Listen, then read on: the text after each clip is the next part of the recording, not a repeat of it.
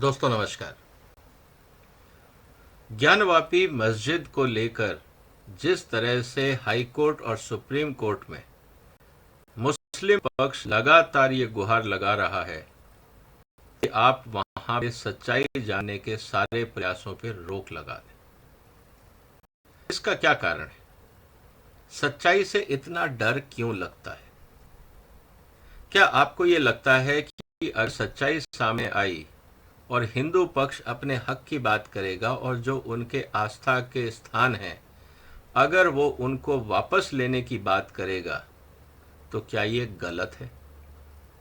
अगर आपके बुजुर्गों ने या भारत में आक्रांताओं ने, जो हिंदुस्तान के नागरिक नहीं थे, जिन्होंने विदेशी ताकतों का साथ लेके भारत में आक्रमण किया और भारत की सभ्यता को और भारत की संस्कृति को रौंदने का काम किया, भारत के मुसलमान उन लोगों का साथ क्यों देना चाहते हैं?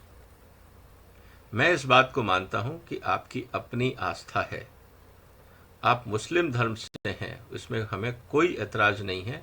आपको अपने धर्म को मानने का पूरा अधिकार है, लेकिन क्या ये आपके धर्म में सिखाया जाता है कि आप हिंदू धर्म की जो आस्था के स्थल हैं उन पे कब्जा करके और उस पे अपना आधिपत्य दिखाएं? क्या ये उचित है?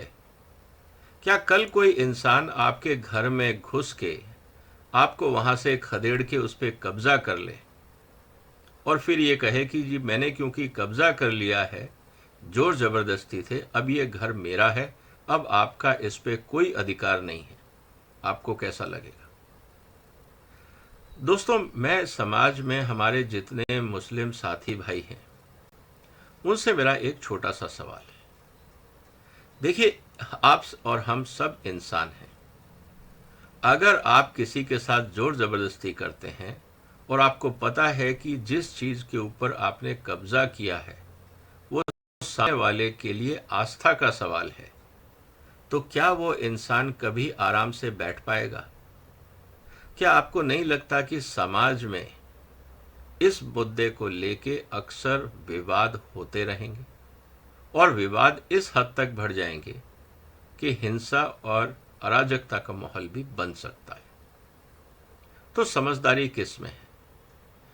मेरे हिसाब से रास्ता बहुत आसान है। इस मुद्दे पे आगे चर्चा करने से पहले आपसे निवेदन है कि आप इस वीडियो को शेयर करें, इस चैनल को सब्सक्राइब करें। दोस्तों, अब समाधान की अगर हम बात करें, मैं भी ये मानता हूं कि कई सालों तक अगर किसी डिस्प्यूटेड साइट पे कहीं मस्जिद बन जाती है और आपका भी उससे लगाव हो जाता है तो निश्चित रूप से उसमें आपका भी कुछ ना कुछ इंटरेस्ट बरकरार होगा। लेकिन बात इस बात को लेकर है कि दोनों अगर मैं तबकों की बात करूं, हिंदू और मुस्लिम, हम एक ज्ञानवापी का उदाहरण लेते हैं। ज्ञानवापी पे जो मंदिर था वो किसके लिए ज्यादा इंपॉर्टेंट था? हिंदुओं के लिए या उसको तोड़ के बनाई गई मस्जिद के लिए? इस बात को अगर आप कॉमन सेंस वे में देखेंगे तो आपको ये बात समझ में आएगी कि अगर कहीं पे हिंदू आस्था जुड़ी हुई है तो वहां पे लोग हमेशा अपने हक के लिए लड़ते रहेंगे, चाहे कोर्ट कुछ भी बोले, चाहे पार्लियामेंट कुछ भी बोले, क्योंकि किसी भी संसद में या संसद के द्वारा पास किए गए कानून में या किसी भी कोर्ट के जजमेंट में कहीं पे भी ये नहीं कहा जाता कि आप इस मुद्दे पे हिंसा कर सकते हैं। हर जगह ये कहा जाता है कि आप शांति बनाए रखें और कानून के हिसाब से काम करें।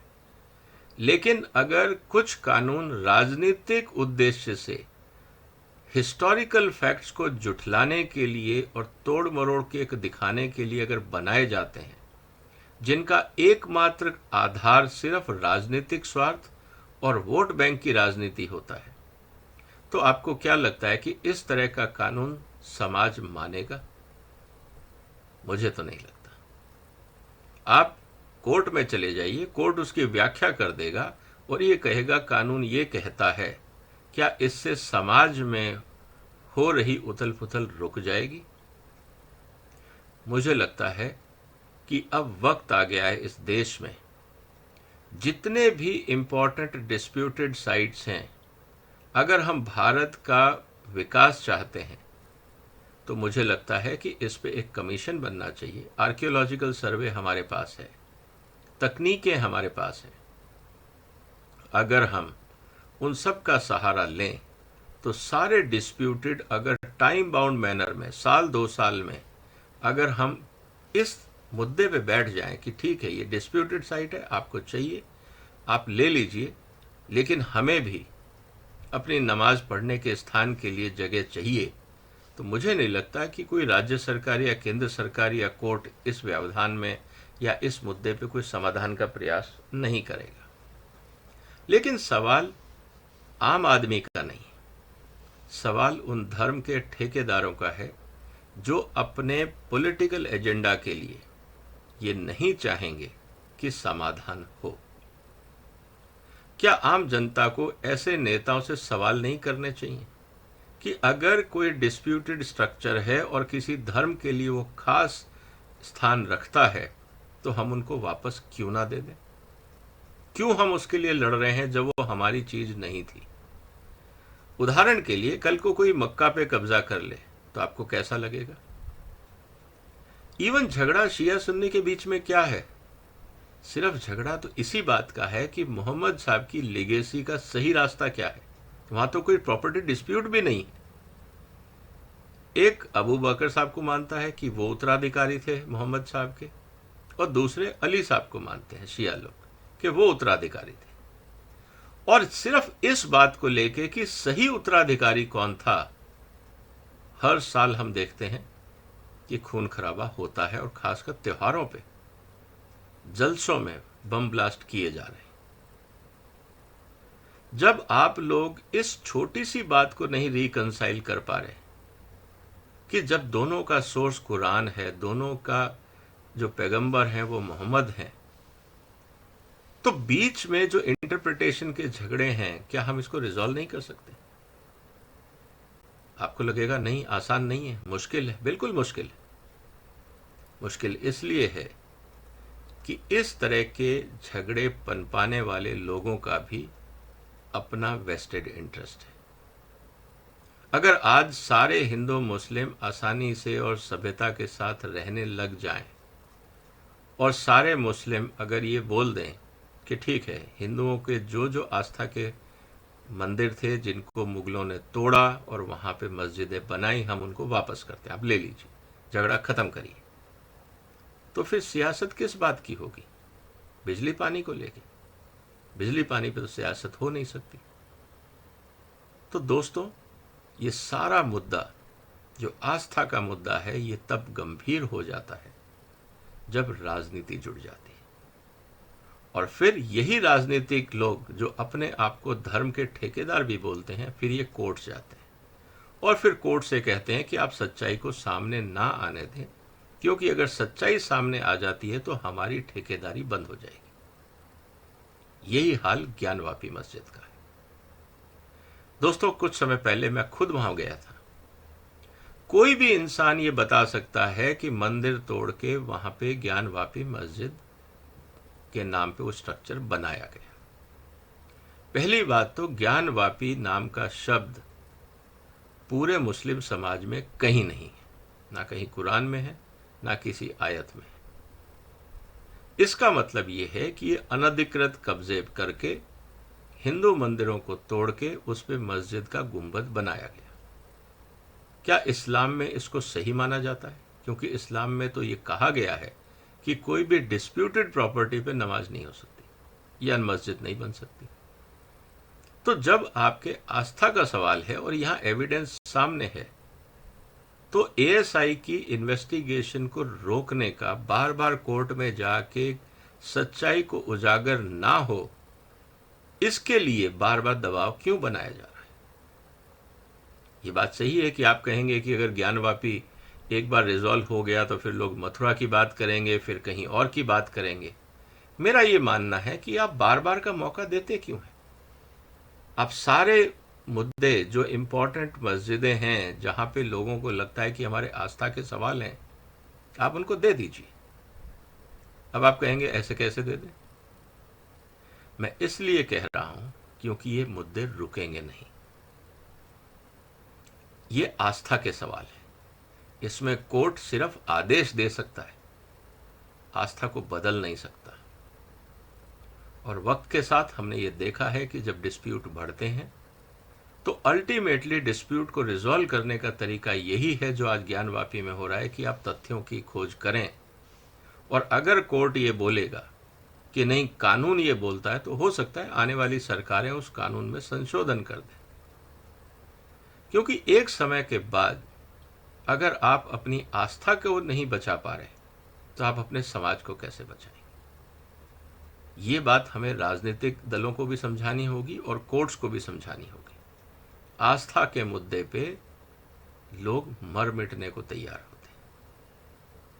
अगर आप ये देखें कि हिंदुस्तान में राजपूत रानियों ने जोहर क्यों किया था, आस्था का सवाल था, मर्यादा का सवाल था।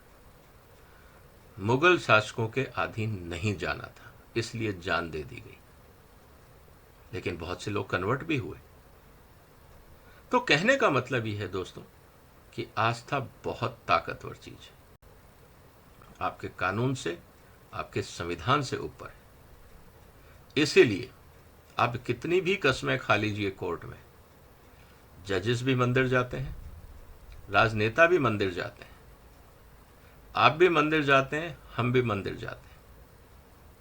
कहने को हम कहेंगे संविधान सबसे ऊपर है, लेकिन जब आस्था का सवाल आता है तो सब मंदिर जाते हैं या अपने अपने तीर्थ स्थानों में जाते हैं। कहने का मतलब यह है दोस्तों कि अगर सच्चाई आती है, उससे समाज में शांति बनती है, तो सच्चाई को बाहर आने दें। और जो लोग सच्चाई को बाहर नहीं आना देना चाहते, वो निश्चित रूप से समाज के हितैषी नहीं हो सकते। उनके अपने वेस्टेड इंटरेस्ट हैं और कोर्ट को और समाज को ऐसे लोगों को एक्सपोज करना चाहिए, साइडलाइन करना चाहिए। नहीं तो जैसे आज ज्ञानवापी का मुद्दा कई सालों से कोर्ट्स में चल रहा है, मुद्दा बना, पहले अयोध्या का मुद्दा था, आज अयोध्या पे कोई डिस्प्यूट नहीं, कोई बात नहीं करता। क्या ये एग्जाम्पल हमारे सामने नहीं है कि जैसे ही मुद्दा डिस्प्यूट जो था वो खत्म हुआ, समाज में शांति हो गई, अब उसकी कोई बात नहीं कर रहा है, वहां कंस्ट्रक्शन चल रहा है। इसी तरह से ज्ञानवापी में भी अगर डिस्प्यूट खत्म हो जाता है तो ज्ञानवापी का मुद्दा खत्म, वो कोई न्यूज हेडलाइन नहीं बनेगी अदर देन कि वहां पे क्या सेलिब्रेशन हो रहे हैं। अगर मथुरा का मुद्दा है या ऐसे कुछ और मंदिर हैं जो आस्था के साथ जुड़े हुए हैं, आप उनको हिंदू समाज को दे दीजिए, हमेशा के लिए डिस्प्यूट खत्म हो जाएंगे, समाज में अच्छा माहौल बनेगा और आपको मस्जिद के लिए जितनी जगह चाहिए मिल जाएगी। लेकिन अगर आप डिस्प्यूट को बरकरार रखना चाहते हैं तो आग सुलगती रहेगी, धुआं उठता रहेगा, ना आप लोग चैन से बैठ पाएंगे, ना बाकी समाज चैन से बैठ पाएगा। और कोर्ट्स एक लिमिट के आगे आदेश पास करने के अलावा, पुलिस को लाठीचार्ज चलाने के अलावा या जरूरत पड़ने पे गोली चलाने के अलावा क्या कह सकती है? कुछ नहीं कर सकती। आस्था के मुद्दों को कोर्ट भी मैनेज नहीं कर सकती। इसीलिए ये बहुत ज़रूरी है कि जहाँ पे आस्था का सवाल हो, उसको जितनी जल्दी हो सके निपटाया जाए, उसको आग ना बनने दी जाए, क्योंकि बहुत समय तक बहुत लोग उसमें झुलसते रहते हैं। आपका क्या कहना है दोस्तों इस मुद्दे में? क्या जितने भी इम्पोर्टेंट रिलीजियस डिस्प्यूटेड साइट्स हैं, क्या एक बार कमीशन बना के वहाँ पे एएसआई के माध्यम से या बाकी वैज्ञानिक पद्धतियों से उनकी सच्चाई को अगर हम जान लें तो क्या डिस्प्यूट खत्म नहीं होंगे? क्या होना चाहिए या नहीं होना चाहिए? आपका क्या सोचना है? कमेंट बॉक्स में लिखिए, क्योंकि यह जानना जरूरी है कि समाज क्या चाहता है, तभी समाज में शांति होगी और तरक्की होगी। उम्मीद है इस मुद्दे पे आपके विचार भी इंपॉर्टेंट होंगे। अपने विचार लिखिए, इस वीडियो को शेयर करिए, इस चैनल को सब्सक्राइब करिए। फिर मुलाकात होगी एक और महत्वपूर्ण मुद्दे के साथ। तब तक